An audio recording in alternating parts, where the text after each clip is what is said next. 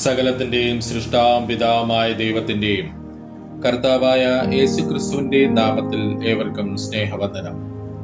ഇന്ന് ജൂലൈ 13. ഇന്ന് നമ്മൾ വായിക്കുന്ന ആദ്യത്തെ വായനാഭാഗം ശമൂവേൽ 1-ാം പുസ്തകം 26-ഉം 27-ഉം അധ്യായങ്ങൾ. ശമൂവേൽ 1-ാം പുസ്തകം 26-ാം അധ്യായം 1-ാം വാക്യം മുതൽ.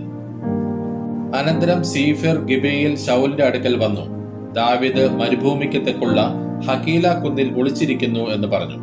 ശൗൽ എഴുന്നേറ്റ് ദാവീദിനെ തിരയുവാൻ സീഫ് മരുഭൂമിയിലേക്ക് ചെന്നു. ഇസ്രായേലിൽ നിന്ന് തിരഞ്ഞെടുത്തിരുന്ന 3000 പേരും അവനോടുകൂടെ ഉണ്ടായിരുന്നു. ശൗൽ മരുഭൂമിക്ക് തെക്കുള്ള ഹക്കീല കുന്നിൽ പെരുവഴിക്കരികെ പാളയമിറങ്ങി. ദാവീദോ മരുഭൂമിയിൽ പാർത്ത് ശൗൽ തന്നെ തേടി മരുഭൂമിയിൽ വന്നിരിക്കുന്നു എന്ന് ഗ്രഹിച്ചു. അതുകൊണ്ട് ദാവീദ് ചാരന്മാരെ അയച്ച് ശൗൽ ഇന്നടുത്ത് വന്നിരിക്കുന്നു എന്ന് അറിഞ്ഞു.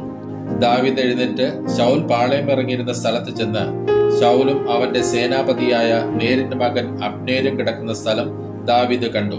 ശൗൽ കൈനിലയുടെ നടുവിൽ കിടന്നുറങ്ങി. പടജനം അവന്റെ ചുറ്റും പാളയമിറങ്ങിയിരുന്നു. ദാവീദ് ഹിത്യനായ അഹീമേലെക്കിനോടും സെരൂയയുടെ മകനും നോവാബിന്റെ സഹോദരനുമായ അബീശായിയോടും പാളയത്തിൽ ശൗലിന്റെ അടുക്കലേക്ക് ആർ എന്നോടുകൂടെ പോരും എന്ന് ചോദിച്ചു. ഞാൻ നിന്നോടുകൂടെ പോരും എന്ന് അബീശായി പറഞ്ഞു. ഇങ്ങനെ ദാവീദും അബീശായും രാത്രിയിൽ പടജനത്തിന്റെ അടുക്കൽ ചെന്നു. ശൗൽ കൈനിലയ്ക്കകത്ത് കിടന്നുറങ്ങുകയായിരുന്നു. അവന്റെ കുന്തം അവന്റെ തലക്കൽ നിലത്ത് തറച്ചിരുന്നു. അബ്നേരും പടജനവും അവന് ചുറ്റും കിടന്നിരുന്നു. അബീശായ് ദാവീദിനോട്, ദൈവം നിന്റെ ശത്രുവിനെ ഇന്ന് നിന്റെ കയ്യിൽ ഏൽപ്പിച്ചിരിക്കുന്നു. ഞാൻ അവനെ കുന്തം കൊണ്ട് നിലത്തോട് ചേർത്ത് ഒരു കുത്തായിട്ട് കുത്തട്ടെ, രണ്ടാമത് കുത്തുകയില്ല എന്ന് പറഞ്ഞു. ദാവീദ് അബീശായിയോട്, അവനെ നശിപ്പിക്കരുത്, യഹോവയുടെ അഭിഷിക്തന്റെ മേൽ കൈവച്ചിട്ട് ആർ ശിക്ഷ അനുഭവിക്കാതെ പോകും എന്ന് പറഞ്ഞു. യഹോവയാണ്, യഹോവ അവനെ സംഹരിക്കും. അല്ലെങ്കിൽ അവൻ മരിപ്പാനുള്ള ദിവസം വരും, അല്ലെങ്കിൽ അവൻ പടക്കി ചെന്ന് നശിക്കും. ഞാൻ യഹോവയുടെ അഭിഷിക്തന്റെ മേൽ കൈവെപ്പാൻ യഹോവ സംഗതി വരുത്തരുതേ. എങ്കിലും അവന്റെ തലക്കൽ ഉള്ള കുന്തവും ജലപാത്രവും എടുത്തുകൊള്ളുക, നമുക്ക് പോകാം എന്ന് ദാവീദ് പറഞ്ഞു. ഇങ്ങനെ ദാവീദ് കുന്തവും ജലപാത്രവും ശൗലിന്റെ തലക്കിൽ നിന്നെടുത്ത് അവർ പോവുകയും ചെയ്തു. ആരും കണ്ടില്ല, ആരും അറിഞ്ഞില്ല, ആരും ഉണർന്നതുമില്ല. അവർ എല്ലാവരും ഉറങ്ങുകയായിരുന്നു. യഹോവയാൽ ഗാഢനിദ്ര അവരുടെ മേൽ വീണിരുന്നു. ദാവീദ് അപ്പുറം കടന്നു ചെന്ന് ദൂരത്ത് ഒരു മലമുകളിൽ നിന്നു. അവർക്ക് മധ്യേ മതിയായ അകലമുണ്ടായിരുന്നു. ദാവീദ് ജനത്തോടും നേരിന്റെ മകനായ അബ്നേരിനോടും, അബ്നേരെ, നീ ഉത്തരം പറയുന്നില്ലയോ എന്ന് വിളിച്ചു പറഞ്ഞു. അതിന് അബ്നേർ, രാജസന്നിധിയിൽ പോകുന്ന നീ ആർ എന്ന് അങ്ങോട്ട് ചോദിച്ചു.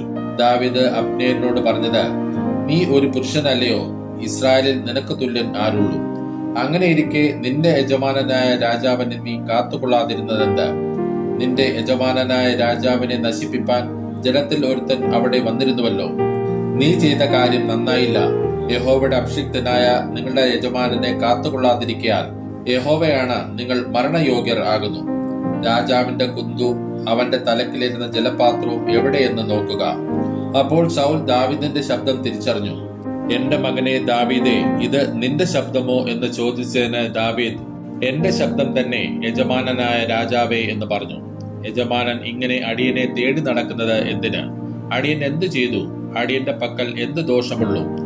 ആകയാൽ യജമാനനായ രാജാവ് അടിയന്റെ വാക്ക് കേൾക്കണമേ. തിരുമേനിയെ അടിയന് വിരോധമായി ഉദ്യോഗിപ്പിക്കുന്നത് യഹോവയാകുന്നുവെങ്കിൽ അവൻ വഴിപാടേറ്റ് പ്രസാദിക്കുമാറാകട്ടെ. മനുഷ്യരെങ്കിലോ അവർ യഹോവയുടെ മുമ്പാകെ ശപിക്കപ്പെട്ടിരിക്കട്ടെ. നീ പോയി അന്യദൈവങ്ങളെ സേവിക്ക എന്ന് പറഞ്ഞ യഹോവയുടെ അവകാശത്തിൽ എനിക്ക് പങ്കില്ലാതാകും വണ്ണം അവർ എന്നെ ഇന്ന് പുറത്തു തള്ളിയിരിക്കുന്നു. എന്റെ രക്തം യഹോവയുടെ മുമ്പാകെ നിലത്ത് വീഴരുതേ. ഒരുത്തൻ പർവ്വതങ്ങളിൽ ഒരു കാട്ടുകോഴിയെ തേടുന്നത് പോലെ ഇസ്രായേൽ രാജാവ് ഒരു ഒറ്റച്ചെള്ളിനെ തിരഞ്ഞ് പുറപ്പെട്ടിരിക്കുന്നു എന്നും അവൻ പറഞ്ഞു. അതിന് ശൗൽ, ഞാൻ പാപം ചെയ്തിരിക്കുന്നു. എന്റെ മകനെ ദാവീദേ, മടങ്ങി വരിക. എന്റെ ജീവൻ ഇന്ന് നിനക്ക് വിലയേറിയതായി തോന്നിയതുകൊണ്ട് ഞാൻ ഇനി നിനക്ക് ദോഷം ചെയ്യുകയില്ല. ഞാൻ ഭോഷത്വം പ്രവർത്തിച്ച് അത്യന്തം തെറ്റിപ്പോയിരിക്കുന്നു എന്ന് പറഞ്ഞു. ദാവീദ് ഉത്തരം പറഞ്ഞത്, രാജാവേ, കുന്തമിത, ബാല്യക്കാരിൽ ഒരുത്തൻ വന്ന് കൊണ്ടുപോകട്ടെ. യഹോവ ഓരോരുത്തരും അവനവന്റെ നീതിക്കും വിശ്വസ്തതയ്ക്കും ഒത്തവണ്ണം പകരം നൽകട്ടെ. യഹോവ ഇന്ന് നിന്നെ എന്റെ കയ്യിൽ ഏൽപ്പിച്ചു. എങ്കിലും യഹോവയുടെ അഭിഷിക്തന്റെ മേൽ കൈവെപ്പാൻ എനിക്ക് മനസ്സായില്ല. എന്നാൽ നിന്റെ ജീവൻ ഇന്ന് എനിക്ക് വിലയേറിയതായിരുന്നതുപോലെ എന്റെ ജീവൻ യഹോവയ്ക്ക് വിലയേറിയതായിരിക്കട്ടെ. അവൻ എന്നെ സകല കഷ്ടതയിൽ നിന്നും രക്ഷിക്കുമാറാകട്ടെ. അപ്പോൾ ശൗൽ ദാവീദിനോട്, എന്റെ മകനെ ദാവീദേ, നീ അനുഗ്രഹിക്കപ്പെട്ടവൻ, നീ കൃതാർത്ഥനാകും, നീ ജയം പ്രാപിക്കും എന്ന് പറഞ്ഞു. പിന്നെ ദാവീദ് തന്റെ വഴിക്ക് പോയി, ശൗലും തന്റെ സ്ഥലത്തേക്ക് മടങ്ങിപ്പോയി. ശമൂവേൽ 1-ാം പുസ്തകം 27-ാം അധ്യായം 1-ാം വാക്യം മുതൽ. അനന്തരം ദാവീദ്, ഞാൻ ഒരു ദിവസം ശൗലിന്റെ കയ്യാൽ നശിക്കുകയുള്ളൂ. ഫിലിസ്ത്യരുടെ ദേശത്തിലേക്ക് ഓടിപ്പോകുകയല്ലാതെ എനിക്ക് വേറെ നിവൃത്തിയില്ല. ശൗൽ ഇപ്പോൾ ഇസ്രായേൽ ദേശത്തൊക്കെയും എന്നെ അന്വേഷിക്കുന്നത് മതിയാക്കും. ഞാൻ അവന്റെ കയ്യിൽ നിന്ന് ഒഴിഞ്ഞു പോകും എന്ന് മനസ്സിൽ നിശ്ചയിച്ചു. അങ്ങനെ ദാവീദ് പുറപ്പെട്ട് താനും കൂടെയുള്ള 600 പേരും ഗത്ത് രാജാവായ മാവോക്കിന്റെ മകൻ ആഖീശിന്റെ അടുക്കൽ ചെന്നു. ഇസ്രായേൽക്കാരത്തിയായ അഹീനോവും നാബാലിന്റെ ഭാര്യയായിരുന്ന അബീഗയിൽ എന്നീ 2 ഭാര്യമാരുമായി ദാവീദും കുടുംബസഹിതം അവന്റെ എല്ലാ ആളുകളും ഗത്തിൽ ആഖീശിന്റെ അടുക്കൽ പാർത്തു. ദാവീദ് ഗത്തിലേക്ക് ഓടിപ്പോയി എന്ന് ശൗലിന് അറിവ് കിട്ടി. അവൻ പിന്നെ അവനെ അന്വേഷിച്ചതുമില്ല. ദാവീദ് ആഖീശിനോട്, നിനക്ക് എന്നോട് കൃപയുണ്ടെങ്കിൽ നാട്ടുംപുറത്ത് ഒരു ഊരിൽ എനിക്ക് ഒരു സ്ഥലം കൽപ്പിച്ചു തരുവിക്കണം. അവിടെ ഞാൻ പാർത്തുകൊള്ളാം. രാജനഗരത്തിൽ നിന്റെ അടുക്കൽ അടിയൻ പാർക്കുന്നത് എന്തിന് എന്ന് പറഞ്ഞു. ആഖീശ് അന്ന് തന്നെ അവന് സിക്ലാഗ് കൽപ്പിച്ചു കൊടുത്തു. അതുകൊണ്ട് സിക്ലാഗ് ഇന്ന് വരെയും യഹൂദ രാജാക്കന്മാർക്കുള്ളതായിരിക്കുന്നു. ദാവീദ് ഫെലിസ്ത്യ ദേശത്ത് പാർത്ത കാലം 1 ആണ്ടും 4 മാസവും ആയിരുന്നു. ദാവീദും അവന്റെ ആളുകളും ഗശൂര്യരെയും ഗസ്രിയരെയും അമാലേക്കരെയും ചെന്ന് ആക്രമിച്ചു. ഇവർ ശൂർ വരെയും മിസ്രൈം ദേശം വരെയുമുള്ള നാട്ടിലെ പൂർവ്വനിവാസികളായിരുന്നു. എന്നാൽ ദാവീദ് ആ ദേശത്തെ ആക്രമിച്ചു. പുരുഷന്മാരെയും സ്ത്രീകളെയും ജീവനോടെ വെച്ചേച്ചില്ല. ആടുമാടുകൾ, കഴുതകൾ, ഒട്ടകങ്ങൾ, വസ്ത്രങ്ങൾ എന്നിവയൊക്കെയും അപഹരിച്ചുകൊണ്ട് അവൻ ആഖീശിന്റെ അടുക്കൽ മടങ്ങി വന്നു. നിങ്ങൾ ഇന്ന് എവിടെയായിരുന്നു പോയി ആക്രമിച്ചത് എന്ന് ആഖീശ് ചോദിച്ചതിന്, യഹൂദയ്ക്ക് തെക്കും യെരുശലേമിற்கு തെക്കും കേന്യർക്ക് തെക്കും എന്ന് ദാവീദ് പറഞ്ഞു. ദാവീദ് ഇങ്ങനെയൊക്കെയും ചെയ്തു. അവൻ ഫിലിസ്ത്യരുടെ ദേശത്ത് പാർത്ത കാലമൊക്കെയും അവന്റെ പതിവ് ഇതായിരുന്നുവെന്ന് അവർ നമ്മെക്കുറിച്ച് പറയരുത് എന്ന് വെച്ച് ഗത്തിൽ വിവരം അറിയിപ്പാൻ തക്കവണ്ണം ദാവീദ് പുരുഷനെ ആകട്ടെ സ്ത്രീയെ ആകട്ടെ ജീവനോടെ വെച്ചേച്ചില്ല. ദാവീദ് സ്വജനമായ ഇസ്രായേലിനെ തന്നെത്താൻ നാറ്റിച്ചതുകൊണ്ട് അവൻ എന്നും എന്റെ ദാസനായിരിക്കുമെന്ന് പറഞ്ഞ് ആഖീശ് അവനിൽ വിശ്വാസം വെച്ചു. ഇന്ന് നമ്മൾ വായിക്കുന്ന 2ാമത്തെ വായനാഭാഗം യിരെമ്യാ പ്രവാചകന്റെ പുസ്തകം 3-ാം അധ്യായം. യിരെമ്യാ പ്രവാചകന്റെ പുസ്തകം 3-ാം അധ്യായം 1-ാം വാക്യം മുതൽ. ഒരു പുരുഷൻ തന്റെ ഭാര്യയെ ഉപേക്ഷിക്കുകയും അവൾ അവനെ വിട്ടുപോയി മറ്റൊരു പുരുഷന്റെ ഭാര്യയായി തീരുകയും ചെയ്ത ശേഷം അവൻ അവളുടെ അടുക്കൽ വീണ്ടും ചെല്ലുമോ? അങ്ങനെയുള്ള ദേശം മലിനമായി പോകുകയില്ലയോ? നീയോ പല ജാരന്മാരുമായി പരസംഗം ചെയ്തിരിക്കുന്നു.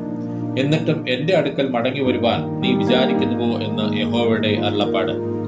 മൊട്ടക്കുന്നുകളിലേക്ക് തലപൊക്കി നോക്കുക. നീ പരസംഗം ചെയ്യാത്ത സ്ഥലം ഏതുള്ളൂ?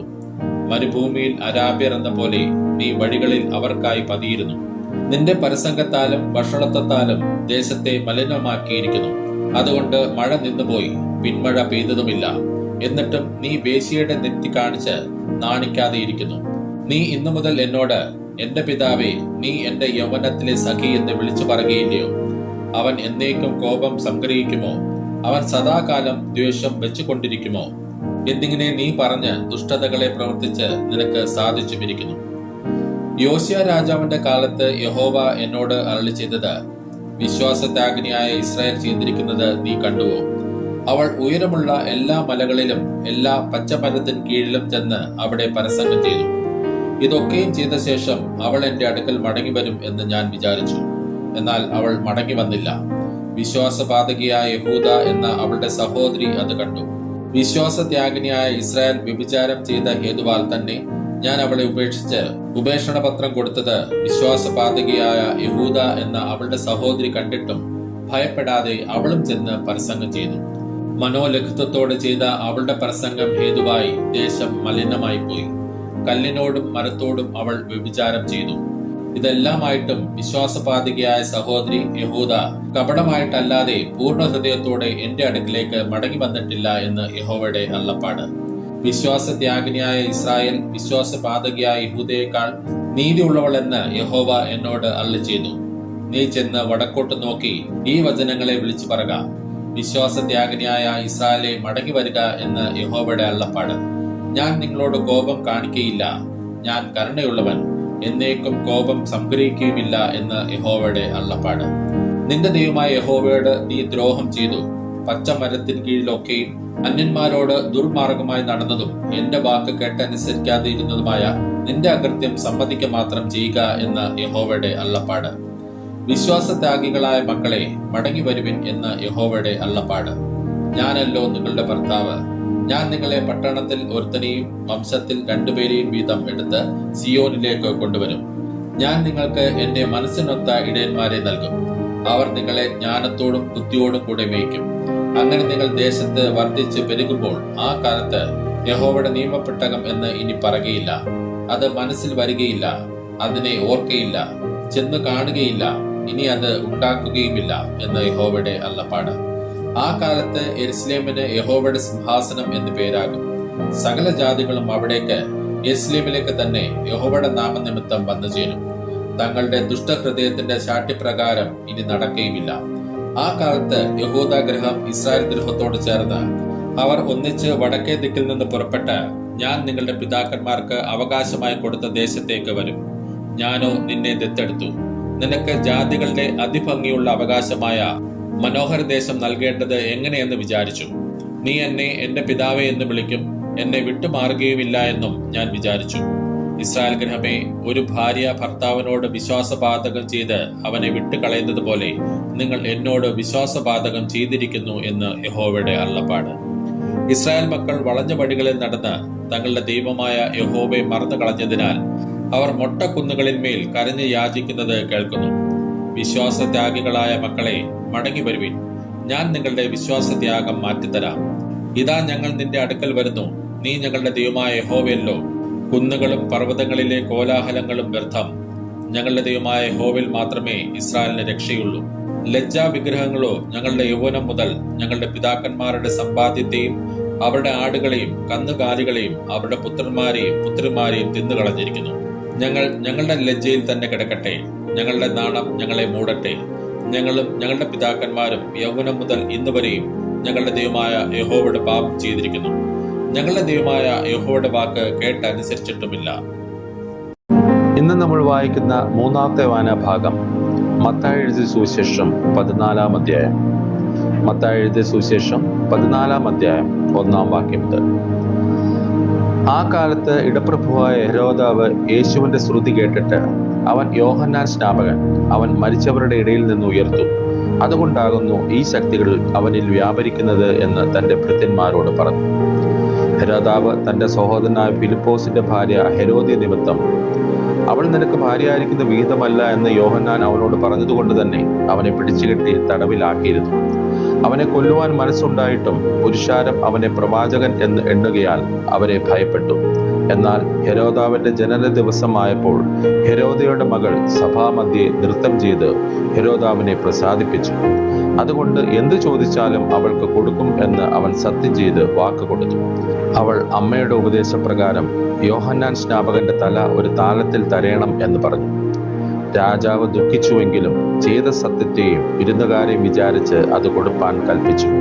ആളയച്ച് തടവിൽ യോഹന്നാനെ ശിരശ്ഛേദം ചെയ്യിച്ചു. അവന്റെ തല ഒരു താലത്തിൽ കൊണ്ടുവന്ന് ബാലയ്ക്ക് കൊടുത്തു. അവൾ അമ്മയ്ക്ക് കൊണ്ടുപോയി കൊടുത്തു. അവന്റെ ശിഷ്യന്മാർ ചെന്ന് ഉടലെടുത്ത് കുഴിച്ചിട്ടു. പിന്നെ വന്ന് യേശുവിനെ അറിയിച്ചു. അത് കേട്ടിട്ട് യേശു അവിടം വിട്ട് പടകിൽ കയറി നിർജ്ജനമായൊരു സ്ഥലത്തേക്ക് വേറിട്ട് വാങ്ങിപ്പോയി. പുരുഷാരം അത് കേട്ട് പട്ടണങ്ങളിൽ നിന്ന് കാൽനടയായി അവന്റെ പിന്നാലെ ചെന്നു. അവൻ വന്ന് വലിയ പുരുഷാരത്തെ കണ്ട് അവരിൽ മനസ്സലിഞ്ഞ് അവരുടെ രോഗികളെ സൗഖ്യമാക്കി. വൈകുന്നേരമായപ്പോൾ ശിഷ്യന്മാർ അവന്റെ അടുക്കൽ ചെന്ന്, ഈ സ്ഥലം മരുഭൂമിയല്ലോ, നേരവും വൈകി. പുരുഷാരം ഗ്രാമങ്ങളിൽ പോയി ഭക്ഷണ സാധനങ്ങൾ കൊള്ളേണ്ടതിന് അവരെ പറഞ്ഞയക്കണം എന്ന് പറഞ്ഞു. യേശു അവരോട്, അവർ പോകുവാൻ ആവശ്യമില്ല, നിങ്ങൾ അവർക്ക് ഭക്ഷിപ്പാൻ കൊടുപ്പിൻ എന്ന് പറഞ്ഞു. അവർ അവനോട്, 5 അപ്പവും 2 മീനുമല്ലാതെ ഞങ്ങൾക്ക് ഇവിടെ ഒന്നുമില്ല എന്ന് പറഞ്ഞു. അത് ഇങ്ങ് കൊണ്ടുവരുവിൻ എന്ന് അവൻ പറഞ്ഞു. പിന്നെ പുരുഷാരം പുല്ലിന്മേൽ ഇരിപ്പാൻ കൽപ്പിച്ചു. ആ 5 അപ്പവും 2 മീനും എടുത്ത് സ്വർഗത്തേക്ക് നോക്കി വാഴ്ത്തി അപ്പം നുറുക്കി ശിഷ്യന്മാരുടെ പക്കലും ശിഷ്യന്മാർ പുരുഷാരത്തിനും കൊടുത്തു. എല്ലാവരും തിന്ന് തൃപ്തരായി. ശേഷിച്ച കഷ്ണം 12 കുട്ട നിറച്ചെടുത്തു. തിന്നവരോ സ്ത്രീകളെയും പൈതങ്ങളെയും കൂടാതെ ഏകദേശം 5000 പുരുഷന്മാർ ആയിരുന്നു. ഉടനെ യേശു താൻ പുരുഷാരത്തെ പറഞ്ഞയക്കുന്നതിനിടയിൽ ശിഷ്യന്മാർ പടകിൽ കയറി തനിക്ക് മുമ്പായി അക്കരയ്ക്ക് പോകുവാൻ അവരെ നിർബന്ധിച്ചു. അവൻ പുരുഷാരത്തെ പറഞ്ഞയച്ചിട്ട് പ്രാർത്ഥിപ്പാൻ തനിയെ മലയിൽ കയറിപ്പോയി. വൈകുന്നേരമായപ്പോൾ ഏകനായി അവിടെ ഇരുന്ന് പടകോ കരവിട്ട് പല നാഴിക ദൂരത്തായി. കാറ്റ് പ്രതികൂലമാകൊണ്ട് തിരകളാൽ വലഞ്ഞിരുന്നു. രാത്രിയിലെ 4-ാം യാമത്തിൽ അവൻ കടലിന്മേൽ നടന്ന് അവരുടെ അടുക്കൽ വന്നു. അവൻ കടലിന്മേൽ നടക്കുന്നത് കണ്ടിട്ട് ശിഷ്യന്മാർ ഭ്രമിച്ചു. അതൊരു ഭൂതം എന്ന് പറഞ്ഞ് പേടിച്ച് നിലവിളിച്ചു. ഉടനെ യേശു അവരോട്, ധൈര്യപ്പെടുവിൻ, ഞാനാകുന്നു, പേടിക്കേണ്ട എന്ന് പറഞ്ഞു. അതിന് പത്രോസ്, കർത്താവേ, നീ ആകുന്നുവെങ്കിൽ ഞാൻ വെള്ളത്തിന്മേൽ നിന്റെ അടുക്കൽ വരേണ്ടതിന് കൽപ്പിക്കണം എന്ന് പറഞ്ഞു. വരിക എന്നവൻ പറഞ്ഞു. പത്രോസ് പടകിൽ നിന്നിറങ്ങി യേശുവിന്റെ അടുക്കൽ ചെല്ലുവാൻ വെള്ളത്തിന്മേൽ നടന്നു. എന്നാൽ അവൻ കാറ്റ് കണ്ട് പേടിച്ച് മുങ്ങിത്തുടങ്ങുകയാൽ, കർത്താവെ, എന്നെ രക്ഷിക്കണമേ എന്ന് നിലവിളിച്ചു. യേശു ഉടനെ കൈനീട്ടി അവനെ പിടിച്ചു. അല്പവിശ്വാസിയെ, നീ എന്തിന് സംശയിച്ചു എന്ന് പറഞ്ഞു. അവൻ പടകിൽ കയറിയപ്പോൾ കാറ്റ് അമർന്നു. പടകിലുള്ളവർ, നീ ദൈവപുത്രൻ സത്യം എന്ന് പറഞ്ഞ് അവനെ നമസ്കരിച്ചു. അവർ അക്കരെ എത്തി ഗന്നസരേത്ത് ദേശത്ത് ചെന്നു. അവിടുത്തെ ജനങ്ങൾ അവൻ ആരെന്നറിഞ്ഞ് ചുറ്റുമുള്ള നാട്ടിലെല്ലാം ആളയച്ച് ദീനക്കാരെ ഒക്കെയും അവന്റെ അടുക്കൽ കൊണ്ടുവന്നു. അവന്റെ വസ്ത്രത്തിന്റെ തൊങ്ങൽ മാത്രം തൊടുവാൻ അനുവാദം ചോദിച്ചു. തൊട്ടവർക്കൊക്കെയും സൗഖ്യം വന്നു. ഇന്ന് നമ്മൾ വായിച്ചു കേട്ട ഈ വേദഭാഗങ്ങളാൽ പിതാവായ ദൈവത്തെങ്കിൽ നിന്നും കർത്താവായ ക്രിസ്തു യേശുവിൽ നിന്നും ഏവർക്കും കൃപയും കനിവും സമാധാനവും ഉണ്ടാകട്ടെ. ആമേൻ.